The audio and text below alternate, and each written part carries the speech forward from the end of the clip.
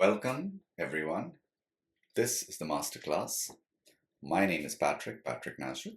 I have around 30 years of teaching experience, and I'm here to help you with your doubts, if any. Today, we shall be looking at the poem Snake, written by D.H. Lawrence. First, a little bit about the poet. D.H. Lawrence was born on September 11th in 1885 at Nottinghamshire in England. He died on March 2nd, 1930 at Venice in France. He is a prolific writer. He has written lots of novels, short stories, poems, plays, essays. His most famous book, Sons and Lovers. On to the poem then. A snake came to my water trough on a hot, hot day, and I in pajamas for the heat to drink there.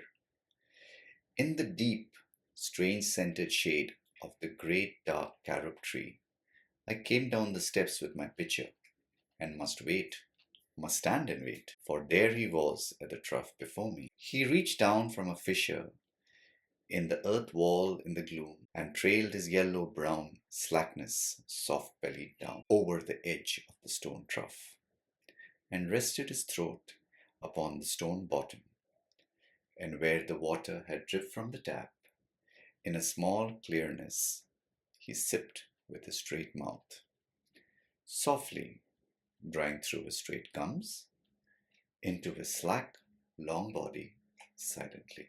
In the first stanza, the poet explains how on a hot day he had come out with a pitcher in order to fill it with cool water from the tap outside his house. He must have just gotten up.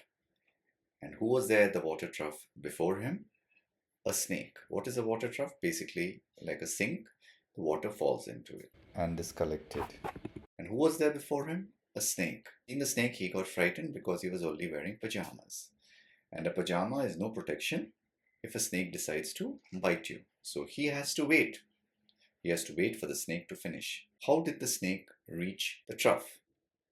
The wall was made of earth. We have all seen that in our villages. It came down through a crack in the wall when it was dark, and it was a yellow snake.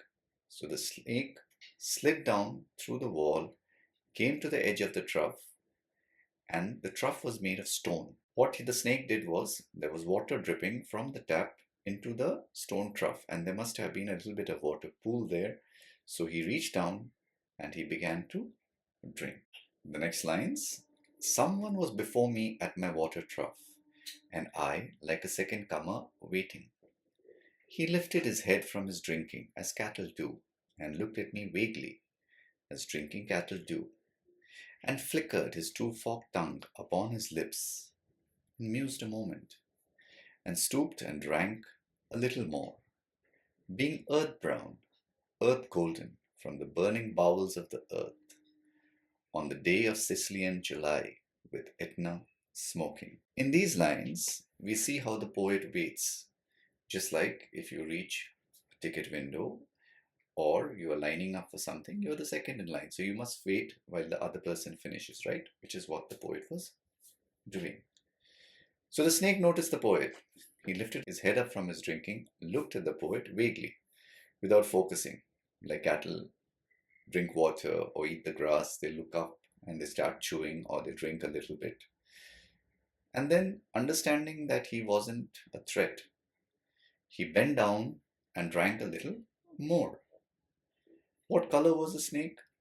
The color of the earth, yellow-brown. Where are we? In a country called Sicily. And Etna was smoking. Etna is the name of a volcano that is on the island of Sicily. It is the highest point in that particular island, and it was smoking because it is a volcano. Continuing on, the voice of my education said to me, he must be killed. For in Sicily, the black snakes are innocent. The gold are venomous. The gold are venomous. So, the author is an educated man, and education has informed him that, listen, in Sicily, on this island, there are black snakes and there are golden snakes.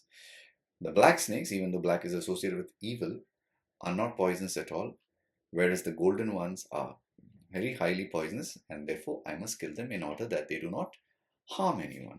It goes on, and voices in me said, if you were a man, You would take a stick and break him now and finish him off. But must I confess how I liked him? How glad I was. He had come like a guest in quiet to drink at my water trough and depart peaceful, pacified, and thankless into the burning bowels of this earth. The voices of the education, his teachers, his friends, whatever he has studied, told him, if you're a man, if you have courage, pick up a stick, hit the snake, kill him. But the author was in a sort of a dilemma because he likes snakes. He liked that particular snake. He liked how it came quietly. It is doing its own business. It is drinking, and in the fullness of time, when it has drunk, it will go off peacefully, happily, fully contented with the water that he has drunk, back into the earth from where it has come. We continue. Was it cowardice that I dared not kill him? Was it perversity that I longed to talk to him? Was it humility to feel so honored? I felt so honored. So the author is discussing with himself, am I a coward? Should I not go forward and kill him? Am I somebody who wants things that obviously cannot happen because a snake cannot talk to me? So how can I talk to him? And I feel so small, I feel so humble, I feel so happy, glad that this snake has come to me. And he repeats that. The poet felt honored. The poet felt very, very happy, very, very humble that the snake had come to his water trough to drink his water. Continuing on, and yet those voices, if you were not afraid, you would kill him. And truly I was afraid. I was most afraid. But even so, honored still more that he should seek my hospitality from out the dark door of the secret earth. So those voices in his head, it's like he's carrying on a conversation with himself. You are afraid. That is why you cannot kill him. And looking at himself, looking inside himself, he realized, yes, he was afraid. But more than fear, he was happy, he was honored, he felt good that this snake had come to him to seek his hospitality, to seek out his house, to come to his house to drink water. The snake could have gone anywhere else, but it came to his house. And that is why the poet felt happy, out of the earth to his place.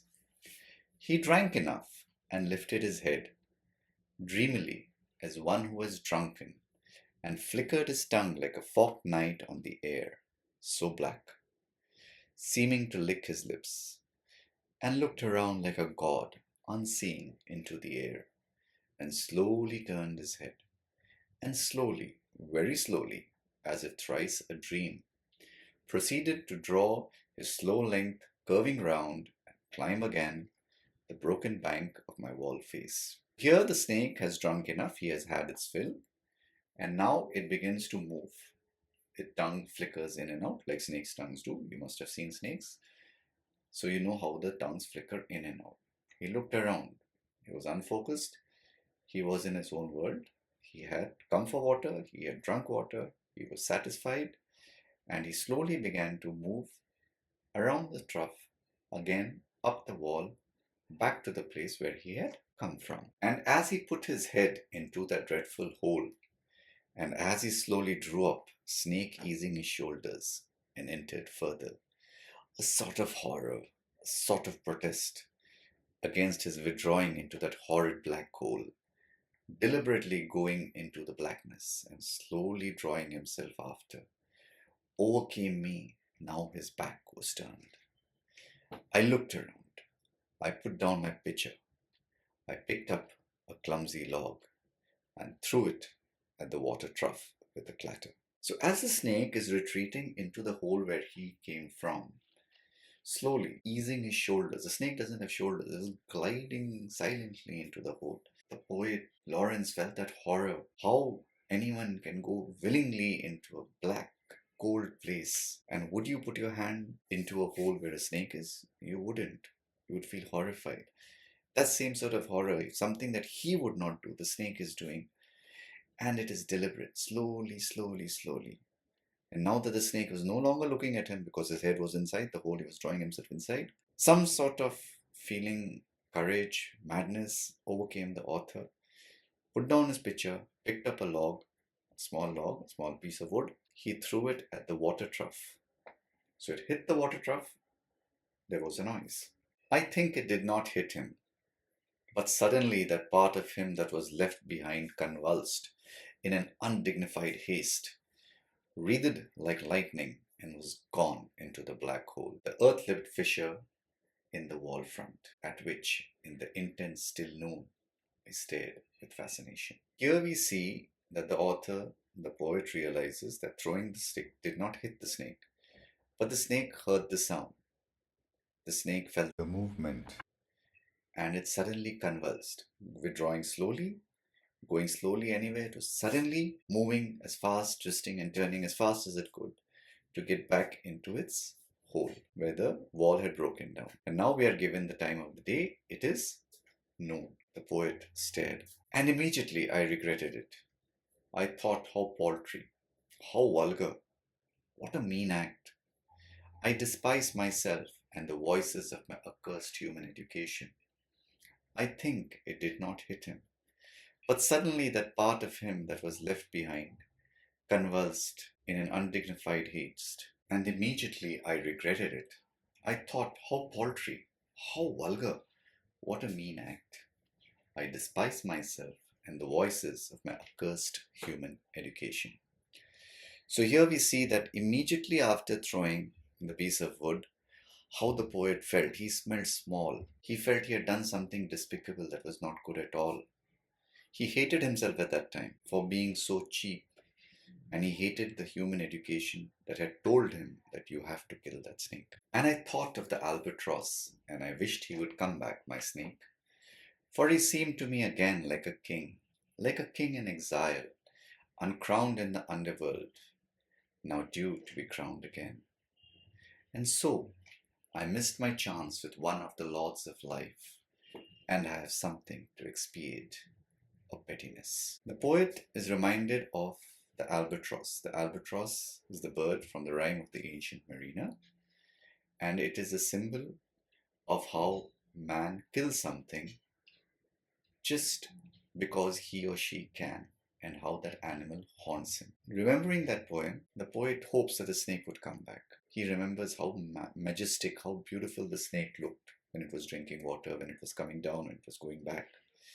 It was like a king. Nobody crowned him the king, but in the underworld, inside the earth, where the snake lived, he or she would be a king. And now he has gone back, again to put on his crown, again to be king. The poet says, he missed a chance to be friends with one of the majestic creatures of God's world. And he himself has something to regret, something now he must get rid of. The meanness, the small-mindedness that is inside him. The themes that run through this poem is first, misplaced masculinity. We feel we must always at all times show how brave we are. It is sometimes braver not to be doing something than to do it. What was the snake doing to the author? Nothing. But because he was a man, he felt the need to kill it. He thought if he did not kill it, that poisonous snake would go and bite people. Would it have? Not possible. We know that snakes do not attack until and unless you do something to disturb them. But anything which is poisonous, anything which is harmful to man must be killed. That is what our education tells us. And here our education is wrong, and that is why the poet has a conflict of emotions. Because his education is telling him that, listen, kill the snake. His eyes, what he can see, is telling him to admire the snake. It's telling him, wow, what a beautiful creature it is. Peaceful coexistence is the nature of the day between human and animals. Humans need to build. But where do we build? We build on forests, we build on streams. We destroy the very animals that stay there. We destroy the fish, we destroy the sea, we destroy everything in our quest for building new things. We don't understand that we have to live with these creatures, and that coexistence can be peaceful. It doesn't need to be something that we always fight over. See a snake, kill it. No, a snake also has a role to play. It eats a lot of rats, for example. Rats don't destroy the grain. More food for us to eat. So there are always this peaceful coexistence in nature. And we must always try and understand that and deal with the animals that we meet, that cross our path accordingly. That's it then. Thank you for watching along. I hope I have been able to clear your doubts. If I have been of any help to you, don't forget to like, subscribe, and share. There might be other people who need our help.